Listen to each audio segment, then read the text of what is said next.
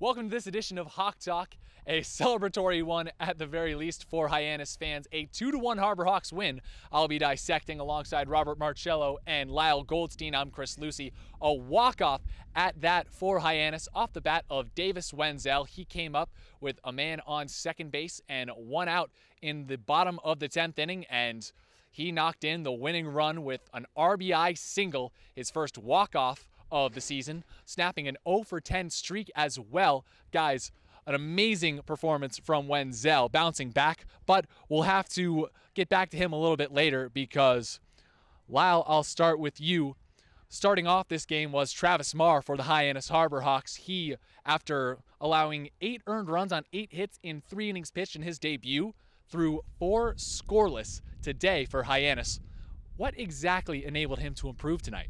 Well, first off, I think he just had a little bit better command of his pitches. He still walked 3 guys on the night, but also struck out 3. The biggest thing for Marr was you look back at that first game against Chatham, he had guys on base, and they were capitalizing, especially with the long ball. But tonight against Falmouth, he got into a couple of jams, but he got out of it. He battled down, he went after those hitters, and he escaped 2 different jams throughout his start. He was flat out dominant tonight. And gave Hyannis a start it needed to last until the 10th inning, where it won 2-1. And Rob, in that 10th inning, the table was set by the leadoff hitter Matthew Barefoot with that leadoff single. He was advanced to second on the sacrifice bunt from Braden Como, and then, of course, driven home by Davis Wendzel. But back to Barefoot, a 3 for 5 night from the senior out of Campbell University. What has enabled him to get off to such a hot start on the Cape this season? He's batting over 300. I think he really likes hitting in the leadoff spot. I think it's very productive for him. He's able to take pitches, work counts, and he's done a really good job. Well, he set the table for the bottom of the 10th inning, and Davis Wendzel just completed a magic game for the Harbor Hawks, a 2-1 walk-off win in the bottom of the 10th. Our field reporter, Dani Terzer, had the chance to speak with him after the game and relive the magic moment. Back to you, Dani. Thanks, Chris. I'm here with Davis Wendzel. Davis, you just had the walk-off of the game, but you've gone 0 for 10 in your last at-bats. What worked for you this time? I've been obviously struggling, just been trying to get on top of some balls and fouling off a lot of good pitches, which is obviously frustrating, but you know, it happens. So been trying to make some adjustments, and it worked out in the last one. We went all the way through 10 innings. Is your approach any different in these high-pressure situations? No, you're just trying to barrel up a ball and hit it well, just like every at-bat. We've seen a walk-off from you now, lots of drawn walks from you, 5 hits. What else can we expect this season? There's more of it, lots of hits and good defense. So, thanks, Davis. Yeah, no problem.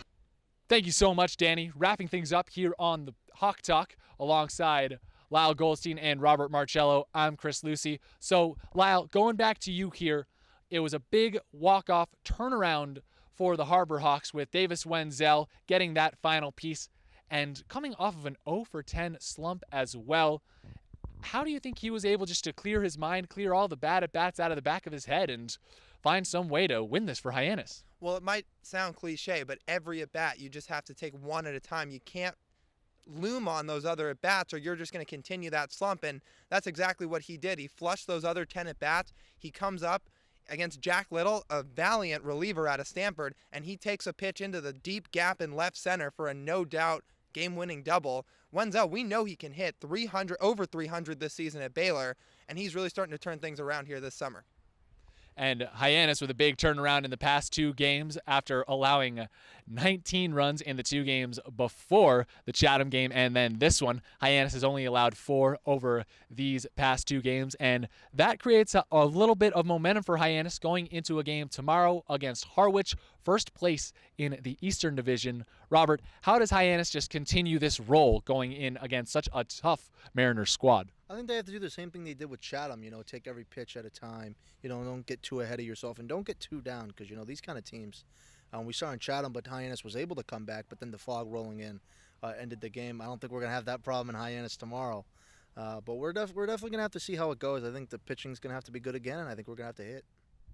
Well, Hyannis able to string together enough timely hitting and solid pitching tonight to wrap up a 2-1 win in extras. The walk-off hit from Davis Wendzel, sealing the W for the Harbor Hawks. And you can catch, of course, that highlight and so many more on our SoundCloud page tonight, the Hyannis Harbor Hawks. Catch all of our post-game recaps and highlights there, as well as on our YouTube page, where you can catch the next edition of Hawk Talk after tomorrow's 6 o'clock start against the Harwich Mariners. On behalf of my broadcast partners, Lyle Goldstein and Robert Marcello, on behalf of field reporter Dani Terzer, I'm Chris Lucey. Thank you for joining us, and we'll see you tomorrow.